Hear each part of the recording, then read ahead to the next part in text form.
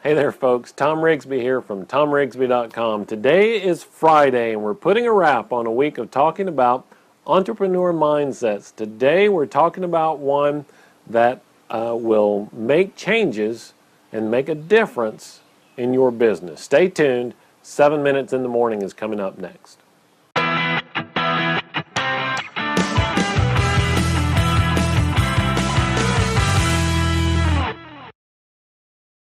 Hey there folks, good morning and welcome. My name is Tom Rigsby. I'm your business coach and you have tuned in to 7 Minutes in the Morning. It's your daily dose from me, your business coach. And our job here is to take one topic every day and help you build a better business. Well, this week we've been talking about the entrepreneur's mindset, a way that entrepreneurs and business owners look at things differently from the rest of society. Tuesday we talked about one that we've heard a lot, and see, even today as I start to say it, I can't even say this without thinking about that movie, right? The customer is always right. If you don't know what movie I'm talking about, run back on 7minutesinthemorning.com, listen to Tuesday's episode, you'll hear all about it.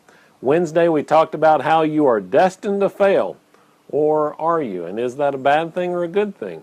Then yesterday we talked about hard work and what it has to do with success. Today, I want to talk about one that I know you've heard me say maybe a couple of hundred times in the year that this show's been on the air. If you want different results, then do things differently. You know, one of the axioms of the 12-step process, kind of the definition of insanity, is doing the same thing the same way and expecting different results.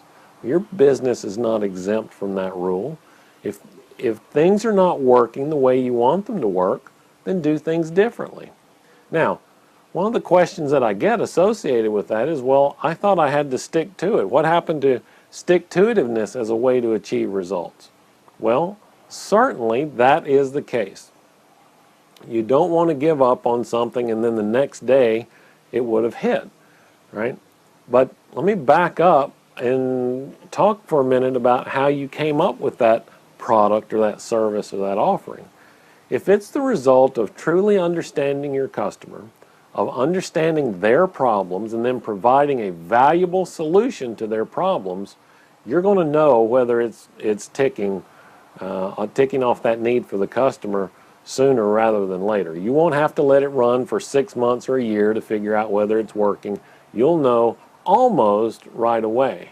As soon as you start getting the word out, you'll get response rates that are much higher than those of your competitors, right? So, number one, you don't have to stick with it for a year to know whether it's working or not. And which brings me to the second point. Now, I don't know if I've even mentioned this on the show or not, but about a year ago, a little less than a year ago, around Christmas last year, I don't know why, I just decided I wanted to learn how to play poker. And so I started taking lessons and watching people play. And one of the things that I heard is said different ways from different people, but I heard it over and over and over again, right? You can't be married to the pot. Meaning, just because you've put a lot of money into the pot and you have a bad hand, if you have a losing hand, putting more money in the pot is not going to win the hand. It just means you're going to lose more money. It's exactly the same way in business, right? Just because you've sunk money into a product or service that you think was the right thing to do, if it's not clicking, if it's not going to take and be successful, cut that thing off, right? Cut it off, do something different, right?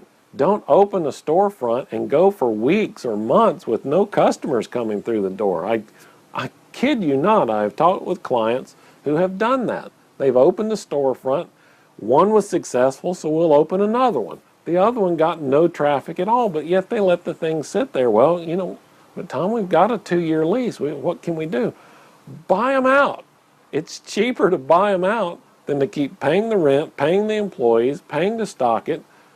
Get out of the lease. Do whatever you got to do to cut that off. It's not working. Now, maybe what's not working is, in that example, this was not the case in that example, but it could have been. Maybe the word wasn't getting out well enough. Maybe your word of mouth's not working, maybe your awareness programs aren't working, and you need to do something differently with that. In one location, maybe direct mail works. In another location, you might have to go door to door. It's completely dependent on the circumstances, right? But as the business owner, your job is to be able to look at those circumstances critically, decide what the single, or maybe it's not even a single one, but decide what the root cause is and make a change. Now, as we said earlier this week, don't be working so hard doing those day-to-day things that you don't have time or the bandwidth even to be aware of what's going on with your business. Because one day you're going to look up and somebody's going to be there to put the locks on the door, right? So be aware of what's going on in your business. When things are not clicking, do something different. I'll give you one more good rule of thumb saying here: business as usual will produce results as usual, right? So if you're happy with the results you're getting, keep doing things the way you are. If you're not, you have to do something differently. Well, that's it for today, and that wraps it up for this week. I'd still love to get your emails and questions and comments about this week. If you'll send those to me, tom@tomrigsby.com, I promise I'll answer every one that you send me. You also can find me on Twitter @TomRigsby, and even on Facebook, facebook.com/TomRigsbyCoaching. Well, Monday is a holiday in the States, but I will be here with a message for you. Be sure to tune in on Monday. Until then, my name is Tom Rigsby, and I'm your business coach.